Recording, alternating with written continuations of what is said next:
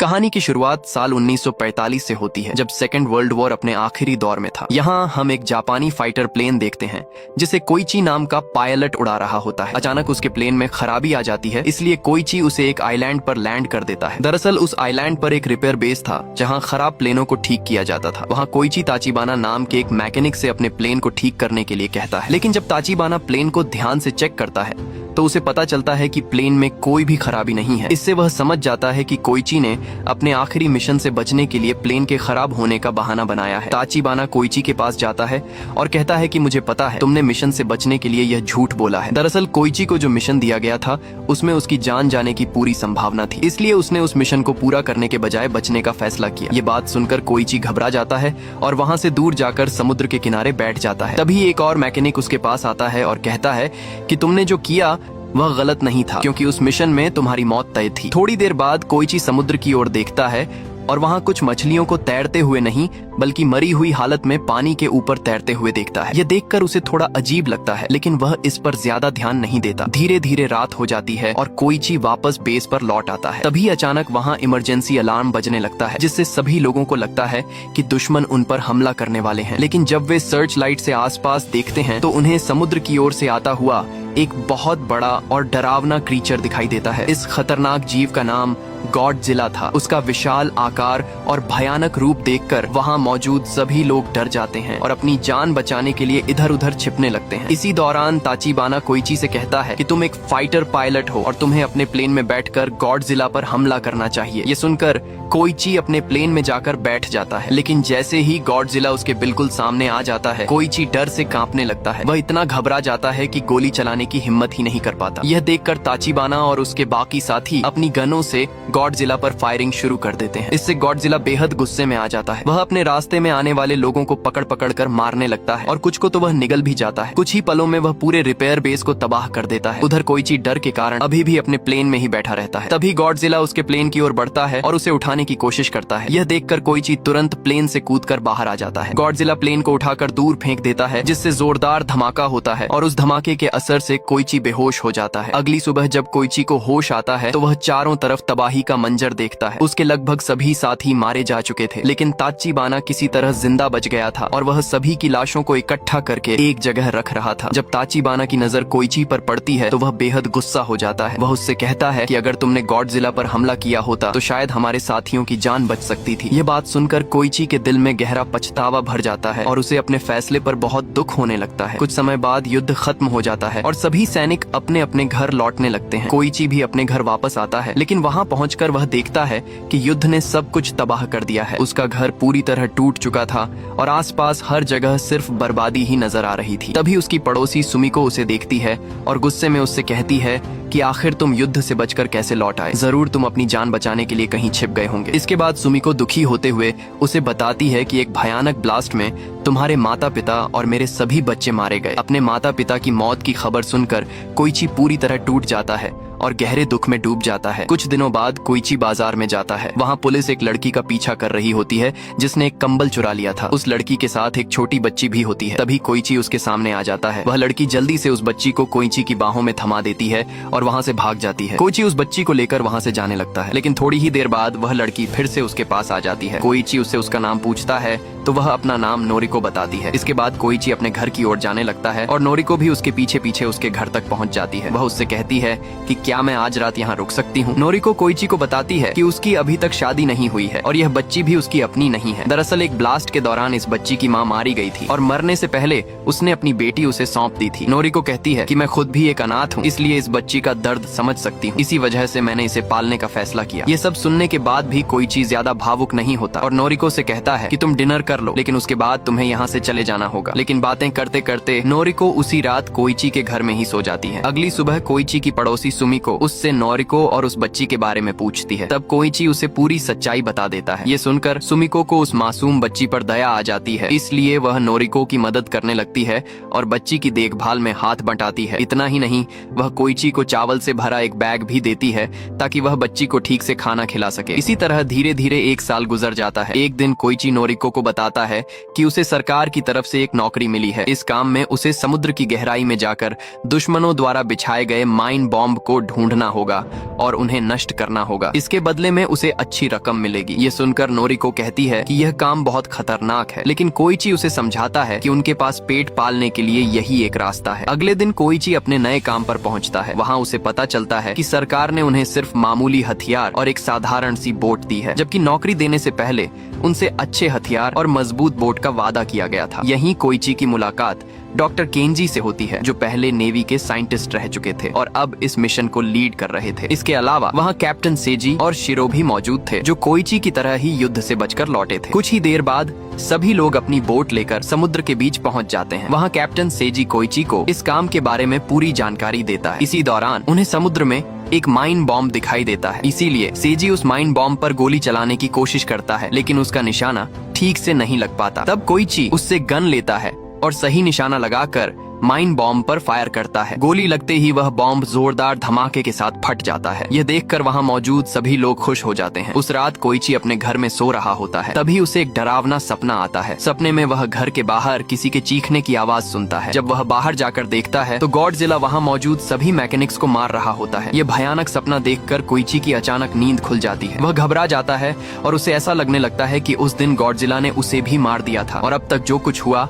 वह सिर्फ एक सपना था। डर के मारे वह नोरिको के पास जाने लगता है, लेकिन उसे अचानक अपने पास आता देखकर नोरिको घबरा जाती है और उसे धक्का देकर दूर कर देती है। इसके बाद कोइची उसे बताता है कि उसने युद्ध में अपने माता पिता और कई साथियों को खो दिया है। इसी वजह से उसे ऐसे डरावने सपने आते रहते हैं। यह सुनकर नोरिको उसे शांत करती है और उसका हौसला बढ़ाती है। इसी दौरान अमेरिका समुद्र में अपने न्यूक्लियर बम का परीक्षण करता है और एक बड़ा न्यूक्लियर ब्लास्ट होता है। उसी समय गॉडजिला भी वहाँ मौजूद होता है। इस न्यूक्लियर विस्फोट का असर गॉडजिला पर भी पड़ता है और वह पहले से भी ज्यादा ताकतवर हो जाता है। कुछ समय बाद हम देखते हैं कि कोइची अपनी नौकरी से अच्छी कमाई करने लगा है। वह उन पैसों से एक बाइक खरीद लेता है और अपने टूटे हुए घर को भी ठीक करवा लेता है। एक रात कोइची के घर पर केंजी, सेजी और शिरो डिनर के लिए आते हैं। वे सभी यह सोचते हैं कि नोरिको कोइची की पत्नी है, लेकिन नोरिको उन्हें सच बताते हुए कहती है कि वह कोइची की पत्नी नहीं है और यह बच्ची भी उनकी अपनी नहीं है। तभी वह छोटी बच्ची कोइची को पिता कहकर बुलाती है। ये सुनकर कोइची के साथी उससे कहते हैं कि उसे नोरिको से शादी कर लेनी चाहिए और एक परिवार बसा लेना चाहिए, लेकिन कोइची इस बात से साफ मना कर देता है। कुछ समय बाद नोरिको को भी एक नौकरी मिल जाती है। तब वह कोइची से कहती है कि वह अपने पैरों पर खड़ा होना चाहती है। वह यह भी कहती है कि उसके जाने के बाद कोइची किसी अच्छी लड़की से शादी कर सकता है और खुशी से अपना परिवार बसा सकता है। इसके अलावा वह उस बच्ची के बारे में भी बताती है कि उनकी पड़ोसी सुमिको उसकी देखभाल करने के लिए तैयार है, इसलिए उन्हें उसकी चिंता करने की जरूरत नहीं है। इसी दौरान सभी लोगों को खबर मिलती है कि अमेरिका के न्यूक्लियर टेस्ट की वजह से गॉडजिला पहले से भी ज्यादा ताकतवर हो चुका है और अब वह जापान की ओर बढ़ रहा है। खबरों के मुताबिक उसे जापान पहुंचने में सिर्फ एक हफ्ता लगेगा। अगले दिन कोइची अपने साथियों के साथ काम पर जाता है। तभी उन्हें समुद्र के बीच एक बड़ा अमेरिकी जहाज दिखाई देता है जो पूरी तरह से तबाह हो चुका था। उसी समय कोइची की नजर समुद्र में तैरती हुई मरी हुई मछलियों पर पड़ती है। यह देखकर वह समझ जाता है कि गॉडजिला उनके आसपास ही मौजूद है और उसी ने उस अमेरिकी जहाज को तबाह किया है। कोइची अपने साथियों को गॉडजिला के बारे में बताता है। ये सुनकर शिरो बहुत डर जाता है, क्योंकि उनकी छोटी सी बोट से गॉडजिला जैसे विशाल राक्षस से लड़ना लगभग नामुमकिन था। इसीलिए वे लोग वहाँ से भागने के बारे में सोचते हैं। लेकिन तभी अचानक गॉडजिला समुद्र के पानी से बाहर निकल आता है और उनकी ओर बढ़ने लगता है। तुरंत ही केंजी और कोइची समुद्र में माइन बॉम्ब फेंक देते हैं ताकि वह गॉडजिला के पास जाकर फट जाए, लेकिन गॉडजिला पर उस माइन बॉम्ब का कोई असर नहीं होता। यह देखकर कोइची उस पर मशीन गन से गोली चलाने लगता है, लेकिन गोलियों का भी गॉडजिला पर कोई खास असर नहीं पड़ता। तभी केंजी एक और बॉम्ब पानी में डाल देता है, लेकिन उसे ब्लास्ट करने वाला तार टूट जाता है। ऐसे में कोइची उस बॉम्ब पर गोली चलाकर उसे विस्फोट करने की कोशिश करता है। संयोग से वह बॉम्ब गॉडजिला के मुंह के पास पहुंच जाता है और कोइची की गोली लगते ही जोरदार धमाके के साथ फट जाता है। इस धमाके से गॉडजिला की एक आंख और उसके मुंह का बड़ा हिस्सा बुरी तरह क्षतिग्रस्त हो जाता है, लेकिन कुछ ही पलों में गॉडजिला के घाव अपने आप भरने लगते हैं। ये देखकर सभी हैरान रह जाते हैं। गुस्से से भरा गॉडजिला पानी से बाहर निकल आता है और उनकी बोट पर हमला करने लगता है। इसी दौरान वहाँ जापान की सेना भी पहुंच जाती है और गॉडजिला पर अंधाधुंध गोलियां चलाने लगती लगती है। इससे गॉडजिला और भी ज्यादा क्रोधित हो जाता है और वह सेना के जहाज पर हमला कर देता है। फिर भी सेना उस पर लगातार गोलियां चलाती रहती है। इतनी गोलियां लगने के बाद गॉडजिला कुछ समय के लिए बुरी तरह घायल हो जाता है और समुद्र में वापस चला जाता है, लेकिन अचानक वह फिर से बाहर निकलता है और एक ही पल में सेना के जहाज को पूरी तरह नष्ट कर देता है। इसके बाद गॉडजिला जोरदार दहाड़ के साथ टोक्यो शहर की ओर बढ़ने लगता है, जहां नोरिको ने अभी अभी अपनी नई नौकरी शुरू की थी। कुछ समय बाद हम कोइची को एक अस्पताल में देखते हैं। इलाज कराने के बाद वह घर लौटता है। जब नोरिको उसकी हालत देखती है तो वह बहुत दुखी हो जाती है। वह कोइची से सवाल करती है कि आखिर तुम हमेशा इतने परेशान क्यों रहते हो और मुझसे अपनी बातें क्यों छिपाते हो? क्या तुम मुझे अपने जीवन में कुछ भी नहीं समझते? तब कोइची नोरिको को उन मरे हुए मैकेनिक्स की तस्वीरें दिखाता है और कहता है कि यह सब मेरी वजह से मरे हैं। अगर मैंने उस दिन गॉडजिला पर हमला किया होता तो शायद इनकी जान बच सकती थी। कोइची की यह बात सुनकर नोरिको उसे समझाती है कि इसमें उसकी कोई गलती नहीं है। आखिर वह भी एक इंसान है और ऐसे समय में डर जाना बिल्कुल स्वाभाविक है। अगले दिन गॉडजिला टोक्यो शहर के पास पहुंच जाता है। उसे रोकने के लिए आर्मी के जहाज उस पर हमला करने लगते हैं, लेकिन गॉडजिला पर इसका कोई असर नहीं होता। उसी समय कोइची अपने घर पर होता है। रेडियो से उसे पता चलता है कि गॉडजिला टोक्यो शहर की ओर बढ़ रहा है। ये सुनकर उसे नोरिको की चिंता होने लगती है। दूसरी तरफ गॉडजिला टोक्यो पहुंचकर भयानक तबाही मचाने लगता है। इसी दौरान उसकी नजर एक ट्रेन पर पड़ती है और वह उसे उठाकर तोड़ने लगता है। संयोग से उसी ट्रेन में नोरिको भी मौजूद होती है। अपनी जान बचाने के लिए वह तुरंत पानी में कूद जाती है। अब गॉडजिला अपने सामने आने वाली हर चीज को नष्ट करने लगता है। इसी बीच कुछ न्यूज रिपोर्टर एक इमारत की छत पर खड़े होकर गॉडजिला की तस्वीरें ले रहे होते हैं, लेकिन गॉडजिला वहां पहुंचकर उस पूरी बिल्डिंग को ही तबाह कर देता है, जिससे वे सभी मारे जाते हैं। इधर कोइची भी टोक्यो पहुंच जाता है। वह नोरिको को ढूंढ लेता है और उसे वहां से अपने साथ ले जाने लगता है। तभी वहां आर्मी पहुंच जाती है और टैंकों से गॉडजिला पर हमला करने लगती है, लेकिन गॉडजिला पर इसका भी कोई असर नहीं पड़ता, बल्कि अब उसके शरीर से चमकते हुए पंख जैसे हिस्से बाहर निकलने लगते हैं और कुछ ही पलों में उसके मुंह से तेज न्यूक्लियर रोशनी निकलने लगती है। गॉडजिला के मुंह से निकली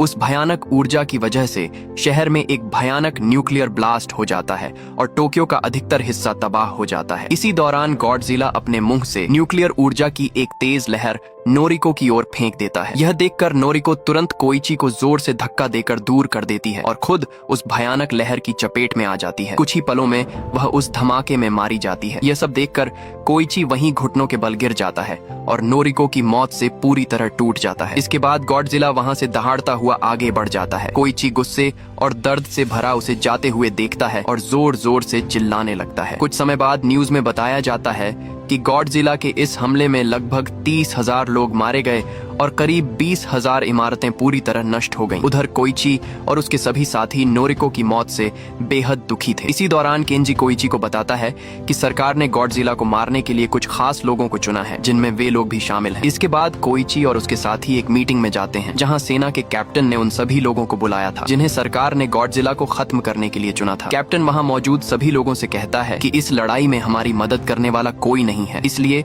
हमें खुद ही मिलकर गॉडजिला को हराना होगा। तभी केंजी अपना प्लान बताते हुए कहता है कि हमें गॉडजिला को समुद्र के सबसे गहरे हिस्से के ऊपर लाना होगा और उसके शरीर के अलग अलग हिस्सों पर गैस सिलेंडर बांधने होंगे ताकि वह पानी से ऊपर ना आ सके और समुद्र की गहराई में खींचता चला जाए। इस तरह गॉडजिला को लगभग 1500 मीटर की गहराई तक डुबो दिया जाएगा, जहां दबाव के कारण उसकी मौत हो सकती है। ये सुनकर कोइची उससे पूछता है कि क्या यह प्लान सच में गॉडजिला को मार देगा। इस पर केंजी कहता है कि मैं इसकी पूरी गारंटी नहीं दे सकता, लेकिन मेरे पास एक दूसरा प्लान भी है। केंजी अपना दूसरा प्लान बताते हुए कहता है कि जब गैस सिलेंडर गॉडजिला को समुद्र की गहराई में ले जाएंगे, तब उन सिलेंडरों से बड़े बड़े गुब्बारे बाहर निकलने लगेंगे। इससे गॉडजिला अचानक तेजी से ऊपर की ओर खींचने लगेगा और पानी के दबाव में हुए इस तेज बदलाव को उसका शरीर सहन नहीं कर पाएगा। इसी समय हम उस पर बमों से हमला करेंगे, जिससे उसकी मौत हो सकती है। केंजी का यह प्लान सुनकर कुछ लोगों को यह बहुत खतरनाक लगता है, इसलिए वे लोग वहां से चले जाते हैं। लेकिन ज्यादातर लोग इस योजना का समर्थन करते हैं, क्योंकि वे अपने देश को बचाने के लिए एकजुट होकर लड़ना चाहते थे। कुछ समय बाद कोइची और उसके तीनों साथी एक बार में बैठे होते हैं। वहाँ केंजी उन्हें बताता है कि गॉडजिला को अपने जाल में फंसाने के लिए वे उसकी दहाड़ की रिकॉर्डिंग चलाएंगे। उस आवाज को सुनकर गॉडजिला टोक्यो की ओर खींचा चला आएगा और तभी वे उसे अपने ट्रैप में फंसाने की कोशिश करेंगे। तभी कोइची कहता है कि उसे एक फाइटर प्लेन चाहिए, ताकि जब गॉडजिला शहर में आए तो वह उस पर हमला करके उसका ध्यान बाकी लोगों से हटा सके। ये सुनकर केंजी बताता है कि उसके पास एक फाइटर प्लेन है, लेकिन उसे ठीक करने के लिए एक अच्छे मैकेनिक की जरूरत पड़ेगी। ये सुनते ही कोइची को ताचिबाना का ख्याल आता है, इसलिए वह उसे ढूंढने का फैसला करता है। लेकिन उसे ताचिबाना का सही पता नहीं मिलता, इसीलिए वह कई अलग अलग पथों पर चिट्ठियां भेजना शुरू कर देता है ताकि किसी तरह उनमें से कोई चिट्ठी ताचिबाना तक पहुंच जाए। एक दिन अचानक किसी ने कोइची पर हमला कर दिया, जिससे वह बेहोश हो गया। जब उसे होश आता है तो वह अपने सामने ताचिबाना को खड़ा पाता है। दरअसल ताचिबाना ने ही उस पर हमला करके उसे बेहोश किया था और अपने घर ले आया था। वह कोइची के भेजे हुए सभी लेटर्स पढ़ चुका था और उसी वजह से वह उससे बेहद गुस्सा था, क्योंकि कोइची ने अपने लेटर्स में लिखा था कि आइलैंड पर जितने भी लोग मारे गए थे उनका जिम्मेदार ताचिबाना है। दरअसल कोइची ने ऐसा जानबूझकर लिखा था ताकि ताचिबाना को गुस्सा आए और वह उसे ढूंढते हुए उसके पास आ जाए। यहाँ कोइची ताचिबाना को गॉडजिला को मारने वाला पूरा प्लान बताता है और कहता है कि वह अपनी गलती सुधारना चाहता है। अगर वे गॉडजिला को मार देंगे तो देश में रहने वाले लाखों लोगों की जान बच सकती है। कोइची की यह बात सुनकर आखिरकार ताचिबाना उसकी मदद करने के लिए तैयार हो जाता है। इसके बाद सभी लोग मिलकर गॉडजिला को मारने वाले मिशन की तैयारी शुरू कर देते हैं। इसी दौरान केंजी सभी लोगों से कहता है कि मिशन से पहले वे अपने परिवार के साथ एक रात जरूर बिताएं, क्योंकि इस मिशन में उनकी जान भी जा सकती है। वहीं केंजी और सेजी शिरो से कहते हैं कि उसे इस मिशन पर नहीं आना चाहिए, क्योंकि वह पहले से ही घायल है। लेकिन शिरो जिद करने लगता है कि वह भी इस मिशन का हिस्सा बनेगा। इधर ताचिबाना फाइटर प्लेन को ठीक करने में लगा हुआ होता है। दूसरी ओर कोइची अपने घर पर होता है। तभी छोटी बच्ची उसे एक पेंटिंग देती है जिसमें उसने कोइची और नोरिको की तस्वीर बनाई होती है। पेंटिंग देने के बाद वह बच्ची रोने लगती है और कहती है कि उसे नोरिको की बहुत याद आ रही है। ये सुनकर कोइची भी भावुक हो जाता है। इसके बाद वह बच्ची को सुला देता है और उसके पास एक चिट्ठी रखकर घर से निकल जाता है। अगली सुबह जब बच्ची उठती है तो वह चिट्ठी सुमिको को दे देती है। जब सुमिको उस चिट्ठी को खोलती है तो उसमें कुछ पैसे रखे होते हैं। चिट्ठी में कोइची ने लिखा होता है कि अब तुम्हें इस बच्ची का ख्याल रखना होगा। यह पढ़कर सुमिको समझ जाती है कि कोइची ऐसे मिशन पर गया है जहां से जिंदा लौटने की उम्मीद बहुत कम है। उधर ताचिबाना कोइची को बताता है कि उसने फाइटर प्लेन को पूरी तरह ठीक कर दिया है और उसके कुछ जरूरी पार्ट्स भी बदल दिए हैं। इसके अलावा ताचिबाना ने प्लेन में सभी जरूरी हथियार भी फिट कर दिए होते हैं। अब वह कोइची को मोटिवेट करते हुए उसे याद दिलाता है कि किस तरह गॉडजिला ने उनके मैकेनिक साथियों और नोरिको को मार डाला था। इसलिए अब गॉडजिला को मारकर उन्हें उन सभी लोगों की मौत का बदला लेना होगा। अगले दिन सभी लोग मिशन के लिए तैयार होकर पहुंच जाते हैं। गॉडजिला को बुलाने के लिए वे समुद्र में एक खास डिवाइस डाल देते हैं। उस डिवाइस से निकलने वाली आवाज सुनकर गॉडजिला टोक्यो की ओर आ जाता है और रास्ते में एक शिप को उठाकर फेंक देता है। तभी कोइची अपना फाइटर प्लेन लेकर गॉडजिला के पास पहुंच जाता है। दूसरी ओर केंजी सभी लोगों को अपने प्लान के मुताबिक आगे बढ़ने का आदेश देता है। इधर कोइची गॉडजिला का ध्यान भटकाने के लिए उस पर लगातार गोलीबारी शुरू कर देता है। इससे गॉडजिला गुस्से में आ जाता है और प्लेन का पीछा करने लगता है। इसी तरह वह समुद्र के उस हिस्से में पहुंच जाता है जहां केंजी ने उसके लिए जाल बिछाया था। वहां गॉडजिला को 2 शिप दिखाई देते हैं, लेकिन उन पर कोई इंसान मौजूद नहीं होता। गुस्से में आकर गॉडजिला अपनी न्यूक्लियर लाइट से उन शिप्स पर हमला कर देता है, जिससे जोरदार धमाका होता है और उस धमाके से गॉडजिला को भी कुछ चोट लग जाती है। इसी बीच केंजी अपने प्लान के मुताबिक बाकी लोगों के साथ मिलकर गैस सिलेंडर्स को समुद्र में डालना शुरू कर देता है। केबल की मदद से वे सिलेंडर्स को गॉडजिला के शरीर से बांध देते हैं। इस दौरान कोइची लगातार गॉडजिला पर गोलियां चलाता रहता है ताकि उसका ध्यान केंजी और बाकी लोगों की शिप्स पर न जाए। जैसे ही गॉडजिला अपनी न्यूक्लियर लाइट से हमला करने वाला होता है, तभी सिलेंडर्स उसे खींचकर समुद्र की गहराई में ले जाने लगते हैं। लेकिन इससे भी गॉडजिला की मौत नहीं होती। इसलिए केंजी अपने दूसरे प्लान के मुताबिक सिलेंडर से जुड़े बड़े बड़े गुब्बारों को फुला देता है ताकि गॉडजिला तेजी से ऊपर आ जाए। लेकिन गॉडजिला उन गुब्बारों को फोड़ देता है। ऐसे में केंजी और उसके साथी शिप्स में लगी बड़ी क्रेन की मदद से गॉडजिला को ऊपर खींचने की कोशिश करने लगते हैं, जिससे उनकी एक क्रेन टूटकर गिर जाती है। तभी शिरो भी कुछ लोगों के साथ वहां पहुंच जाता है और गॉडजिला को खींचने में केंजी की मदद करने लगता है। काफी मेहनत के बाद आखिरकार गॉडजिला दोबारा समुद्र से बाहर आ जाता है। अब वह बहुत ज्यादा घायल दिखाई दे रहा होता है। इसके बाद गॉडजिला फिर से अपनी न्यूक्लियर लाइट छोड़ने की तैयारी करने लगता है